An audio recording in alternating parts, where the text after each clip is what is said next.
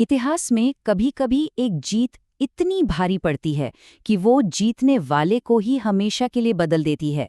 आज हम एक ऐसे ही पल को समझने की कोशिश करेंगे। तो सवाल ये है कि आखिर कैसे एक जबरदस्त जीत किसी के लिए गहरे और हमेशा रहने वाले पछतावे का कारण बन सकती है। चलिए इस सवाल को समझने के लिए एक ऐसे युद्ध की कहानी में चलते हैं जिसने इतिहास के सबसे ताकतवर बादशाहों में से एक को पूरी तरह से बदल कर रख दिया। तो हमारी कहानी की शुरुआत होती है ईसा पूर्व 3री सदी में। उस दौर में मौर्य साम्राज्य था, भारतीय उपमहाद्वीप पर जिसका दबदबा था, एक बहुत बड़ी ताकत। हाँ, ये कोई छोटा मोटा राज्य बिल्कुल नहीं था। सोचिए, इस साम्राज्य को पीढ़ियों के संघर्ष और जीतों के बाद खड़ा किया गया था। एक इतना विशाल साम्राज्य जो लगभग पूरे उपमहाद्वीप में फैला हुआ था। और इस साम्राज्य के वारिस थे सम्राट अशोक, जो इसके संस्थापक चंद्रगुप्त मौर्य के पोते थे। और उनका बस एक ही मकसद था, इस विजय को मुकम्मल करना।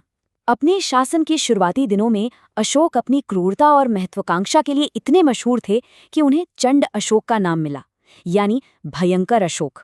तो चलिए आप देखते हैं कि अशोक की ये महत्वाकांक्षा, ये जुनून कैसे एक आज़ाद राज्य पर जाकर टिक गया। ये राज्य था कलिंग। अब कलिंग मौर्य साम्राज्य के सामने खड़ी आखिरी बड़ी चट्टान थी। देखिए, उसकी आज़ादी सीधे सीधे अशोक के अधिकार को चुनौती दे रही थी। और इतना ही नहीं, व्यापार के लिए उसके बंदरगाहों पर कब्जा करना बहुत बहुत जरूरी था। तो होता यह है कि अपने शासन के 8वें साल में अशोक इस आखिरी दुश्मन को झुकाने के लिए अपनी पूरी सल्तनत की ताकत लगा देते हैं। एक जबरदस्त हमला किया जाता है और ये जंग मौर्यों की एक क्रूर लेकिन निर्णायक जीत के साथ खत्म होती है। और मौर्य साम्राज्य जीत भी जाता है, पर उस जीत की जो कीमत चुकानी पड़ी वो बहुत ही भयानक थी। इस जंग में 1 लाख से ज्यादा कलिंगवासी मारे गए। अब देखिए, इस आंकड़े में सबसे हैरान करने वाली बात यह है कि ये किसी दुश्मन का प्रोपेगेंडा नहीं है। ये संख्या खुद अशोक के शिलालेखों से मिलती है। जीतने वाले ने खुद ये तबाही दर्ज की, और जो लोग जंग में मारे गए वो तो थे ही, उनके अलावा 1.5 लाख लोगों को जबरदस्ती उनके घरों से, उनकी जमीन से बेदखल कर दिया गया। सोचिए, ये एक पूरी की पूरी पीढ़ी का विस्थापन था।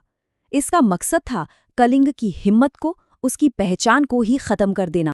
और तबाही यही नहीं रुकी। लड़ाई खत्म होने के बाद जो अकाल और बीमारियां फैलीं, उनमें न जाने कितने ही और लोग मारे गए। ये जीत एक कभी न खत्म होने वाली त्रासदी बन गई थी। लड़ाई के बाद अशोक ने जीती हुई जमीन का दौरा किया, और वहां उन्होंने जो देखा उसने उन्हें हमेशा हमेशा के लिए बदल दिया। उन्होंने अपनी आंखों से वो सब कुछ देखा, जलते हुए घर, लाशों से भरे मैदान और अपनों को खोने वालों की चीखें सुनी। वो मंजर दिल दहला देने वाला था। ये जीत उनके लिए फख्र का मौका नहीं बनी, बल्कि ये उनके ऊपर अपराध और दुख का एक भारी बोझ बन गई। ये वो पल था जिसने सम्राट की रूह को झकझोर कर रख दिया। और इसी गहरे पछतावे ने जन्म दिया प्राचीन इतिहास के सबसे बड़े और नाटकीय नीतिगत बदलावों में से एक को। उनका ये बदलाव इस एक बात से साफ झलकता है। उन्होंने भेरी घोष यानी युद्ध के नगाड़े की आवाज को धम्म घोष यानी धर्म और नेकी की आवाज से बदल दिया। मतलब साफ था, अब तलवार से नहीं बल्कि नैतिकता से राज होगा। उन्होंने बौद्ध धर्म को अपना लिया और उसके जो मूल सिद्धांत थे, जैसे अहिंसा और सभी जीवों के लिए सम्मान, उन्हीं को अपने साम्राज्य का नया कानून बना दिया। तो अब उनका नया मिशन था करुणा से शासन करना।